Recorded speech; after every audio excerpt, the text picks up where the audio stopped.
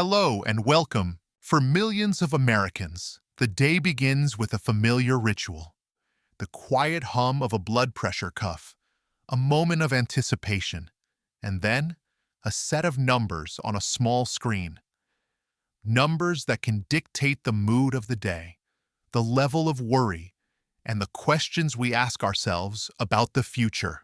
Managing high blood pressure, or hypertension, is a persistent and often frustrating challenge. It's a concern that affects nearly half of all adults in the United States. It can feel like a constant, low-level battle, a daily negotiation between diet, exercise, medication, and the numbers on that monitor. I understand this daily concern. It can feel like a heavy weight, and it's perfectly normal to feel a sense of frustration when your best efforts don't seem to move the needle as much as you'd hope. But what if I told you that in your own kitchen, likely sitting on your spice rack right now, there is a common golden spice that holds a remarkable key to addressing not just the numbers, but one of the deep underlying causes of high blood pressure, a spice that targets both hypertension and the chronic inflammation so often associated with it. However, there's a secret to unlocking its power, a reason why simply sprinkling it on your food, as many people do, often fails to deliver its true potential. And by the end of our time together, you will understand this secret, and more importantly, how to use it to support your health journey. To truly understand the power of this spice, we first need to adjust our perspective on high blood pressure itself. We need to think like one of the nation's leading cardiologists, looking beyond the symptoms to the root of the problem. For decades, certain ideas about hypertension have become common wisdom, but to make real progress, we must gently challenge them. There's the belief that high blood pressure is just a normal, inevitable part of getting older. While it's true that our arteries can stiffen with age, making hypertension more common, it is absolutely not an inevitable fate. It is a serious medical condition that requires our full attention. Then there's the myth that you'll feel symptoms if your pressure is too high. A headache, perhaps, or a feeling of being flushed. The hard truth is that hypertension is often called the silent killer for a reason. It can damage your heart, your arteries, and your kidneys for years without producing a single noticeable symptom. And many of us believe that if we just put down the salt shaker, we have our sodium intake under control.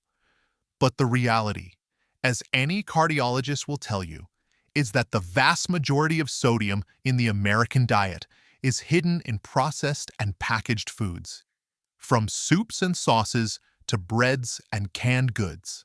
Now, hearing that some of these long-held beliefs might not be the full picture can be unsettling, and it's perfectly okay to feel that way. But what I want you to remember is that knowledge is power. Understanding the real driver of the problem is the first step toward truly solving it. And a growing body of evidence, which is shifting the focus of modern cardiology, points to a powerful, often overlooked culprit: chronic, low-grade inflammation. Think of it like a slow, simmering fire inside your blood vessels. It doesn't rage like an acute injury, but over months and years, this constant, low-level heat damages the delicate inner lining of your arteries. This damage makes them stiff, less flexible, and narrower. This resistance forces your heart to pump harder to circulate blood, and as a result, your blood pressure rises. This isn't a fringe idea. It's a central clue that points us toward a new and more powerful way of thinking about heart health. Let me share a story from a clinical perspective. Consider a patient, let's call him Robert, a man in his late 60s. By all accounts, he was doing everything right. He watched his salt intake carefully. He took a brisk walk every single day. Yet his blood pressure remains stubbornly, frustratingly high.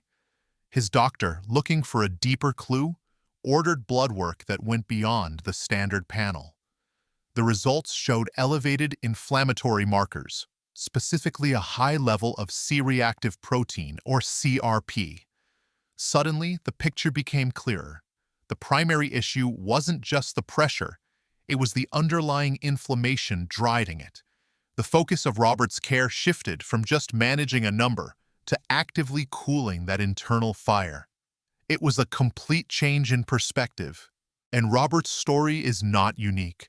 In large-scale medical studies, researchers consistently find that elevated levels of inflammatory markers, like interleukin-6, are significantly associated with higher blood pressure readings, even in people who seem perfectly healthy.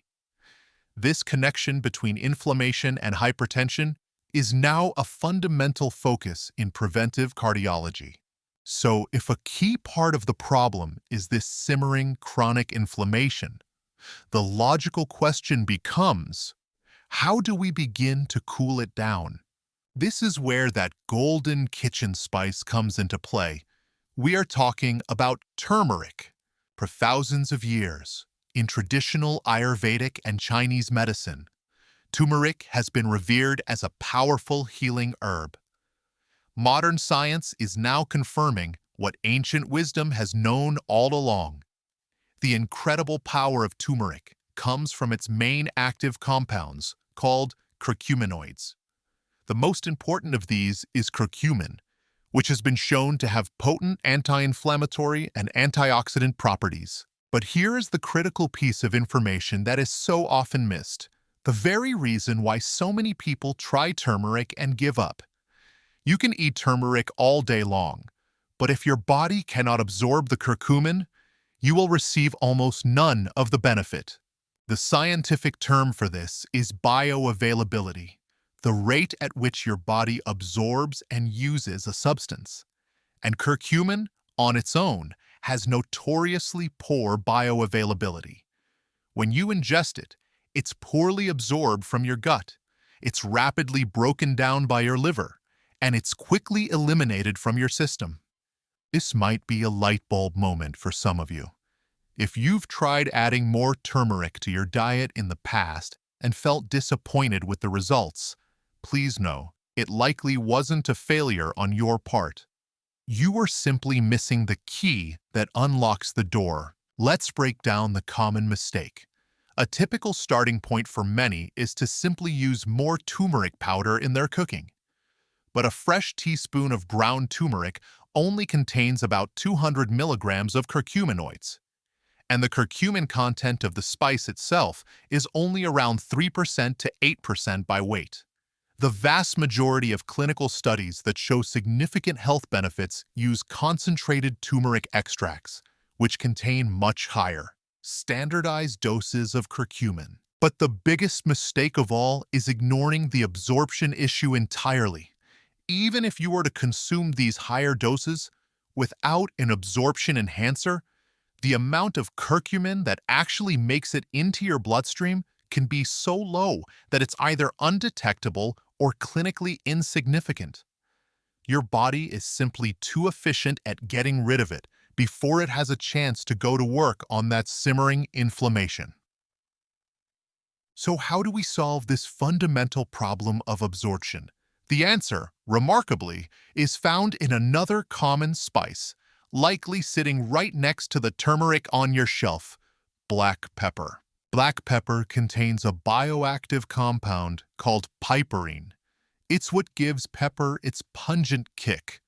But more importantly, piperine is a natural and powerful bioenhancer. The research on this is nothing short of astounding.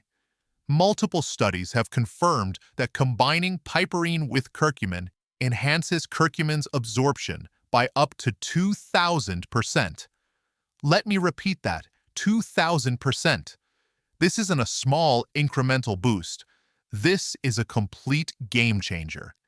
It's the difference between the curcumin being flushed from your system and it actually reaching your cells, where it can exert its anti-inflammatory effects. So how do we put this into practice?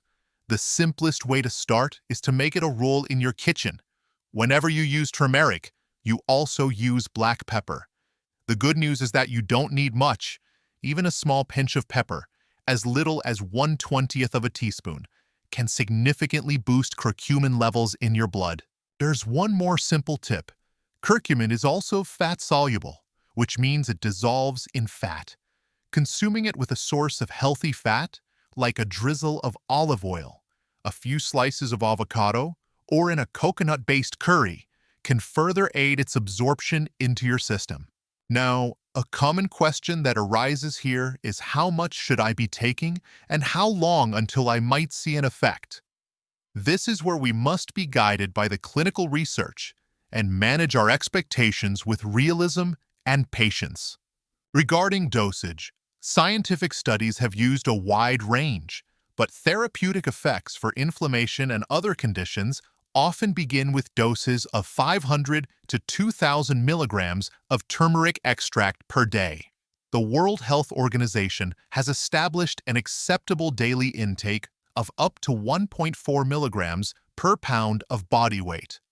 It is crucial to understand that reaching these therapeutic levels through spice alone is very difficult. This is why many people, in careful consultation with their doctor, consider a high-quality supplement that contains a standardized curcumin extract. As for duration, this is not an overnight fix. The science is very clear on this.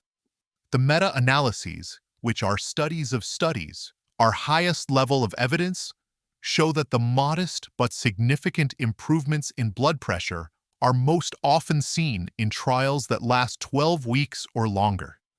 This requires patience and consistency.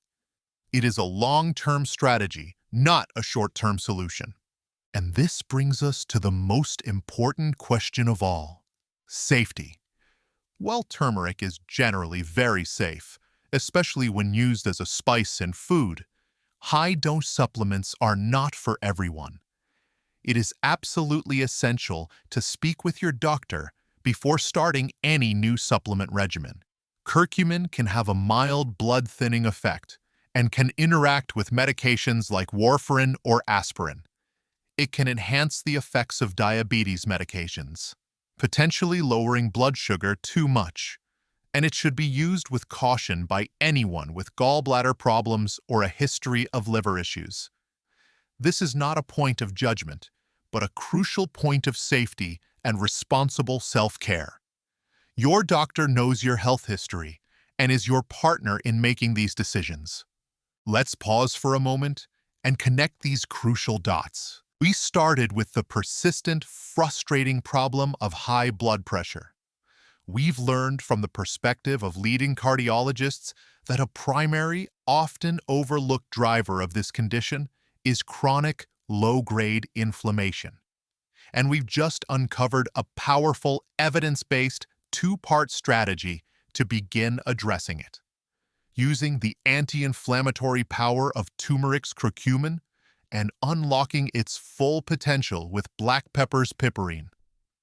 It is so important to see how these are not separate ideas, but a single, elegant system. The inflammation is the target. The curcumin is the agent that addresses the target. And the piperine is the key that allows the agent to get where it needs to go. Without all three pieces working together, the system is far less effective. You have been incredibly patient in following this detailed explanation, and for that, I want to commend you.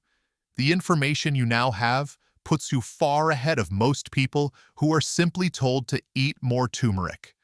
You understand the critical why and the essential how. But as powerful as this anti-inflammatory action is, it's still what we might call an indirect effect on blood pressure. It cools the fire that contributes to arterial stiffness. What if I told you that curcumin also has a direct impact on the very structure and function of your blood vessels themselves? There is a deeper mechanism at play here, one that explains how this spice can help your arteries to literally relax and open up, allowing blood to flow more freely. Understanding this final piece of the puzzle is what moves this from a simple dietary tip to a profound strategy for supporting your long-term cardiovascular health. To understand this direct effect, we need to talk about a part of your body you may have never heard of, but which is one of the largest and most important organ systems you have, your endothelium. The endothelium is the thin, delicate, single-cell thick lining on the inside of all your blood vessels, every artery, every vein, every capillary. Think of it as a perfectly smooth, non-stick surface that is designed to keep blood flowing freely and without friction. A healthy endothelium is dynamic and flexible. It can signal the muscular wall of the blood vessel to widen or dilate whenever your body needs more blood flow, like during exercise.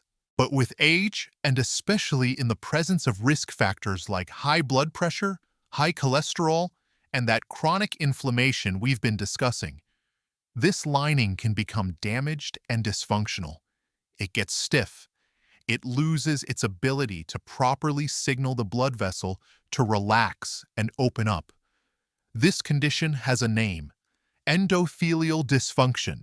And when your blood vessels lose their ability to relax and widen as they should, your blood pressure naturally goes up. It's a key event in the development of cardiovascular disease. This is where curcumin performs one of its most elegant and important functions.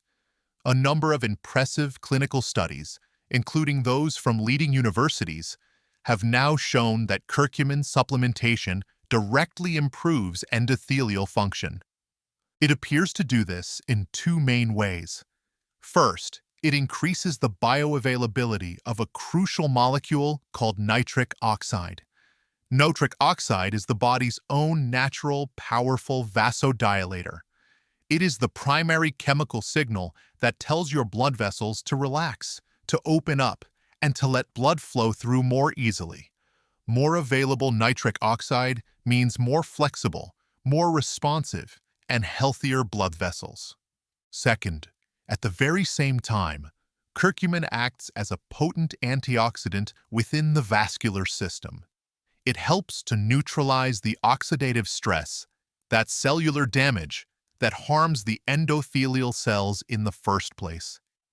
In essence, it not only helps the endothelium function better, but it also helps protect it from the very forces that cause it to become dysfunctional. Now, you won't feel your endothelium getting healthier overnight. This is a quiet, internal process. But as this healing begins to take hold over weeks and months, some of the very first things you might notice are subtle. Perhaps you'll find you have a little more stamina during your daily walk. Maybe you'll feel a bit less winded climbing a flight of stairs. These are not just feelings. They can be the first whispers from your body that your circulation is improving, that your blood vessels are becoming more efficient at delivering oxygen where it's needed. It's a quiet, encouraging sign that the process has begun. We began this journey together with a promise to reveal the power of one kitchen spice. We've seen how it can help cool the fires of chronic inflammation. We've just learned how it can directly support the health and flexibility of our blood vessel linings. But now, we arrive at the most important, unifying principle of all.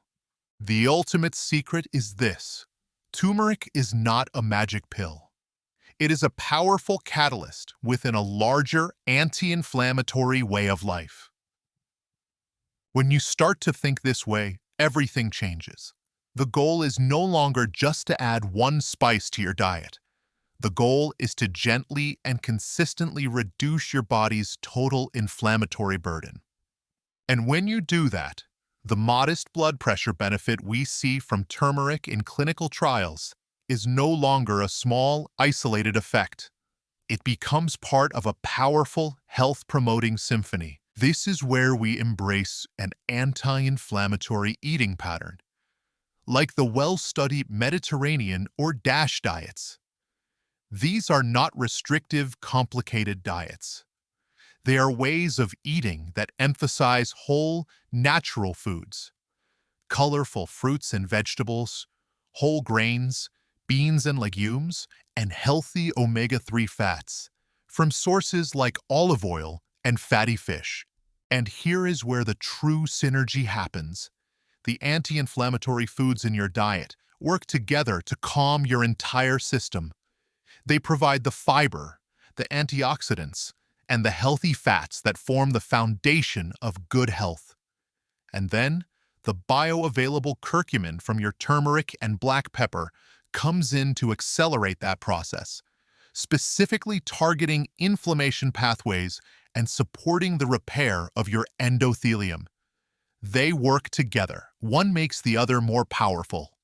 This is how we move from constantly reacting to numbers on a screen to proactively building a foundation of deep, resilient health from the inside out. You are no longer just managing a condition. You are cultivating a state of well-being. So how do we begin?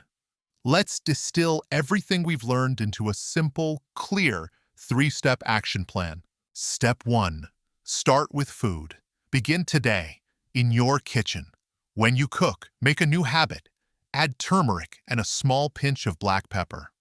Sprinkle it on your morning eggs, stir it into soups and stews, toss it with roasted vegetables. Make it a simple, daily practice. Step 2. Consider a supplement, cautiously. If, after a conversation with your doctor, you both decide that a supplement is an appropriate choice for you, look for a reputable brand.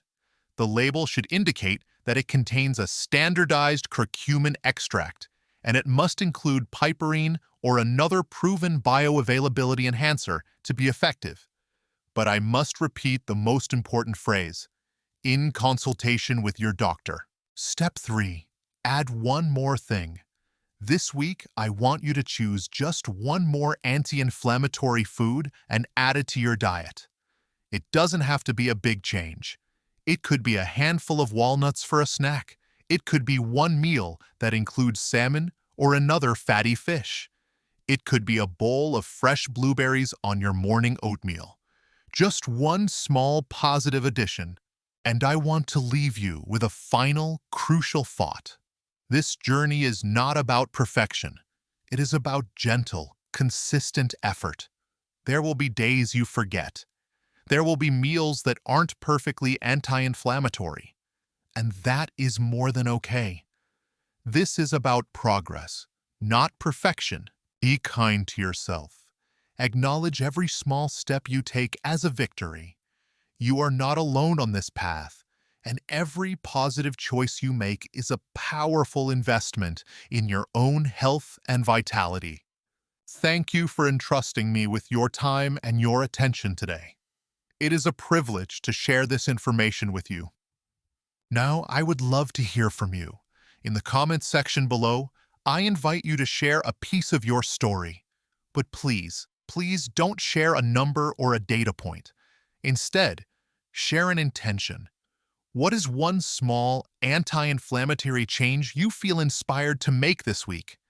It could be a new recipe you want to try, or a healthy food you plan to enjoy. By sharing our goals and our positive intentions, we support and inspire one another, and we build a community of shared strength. Remember, knowledge is the first step, but consistent, gentle action is where the transformation truly happens. Take care of yourselves and be well. If you found this information valuable, please consider liking this video and sharing it with someone you care about. And be sure to subscribe for more evidence-based guidance to support your health journey.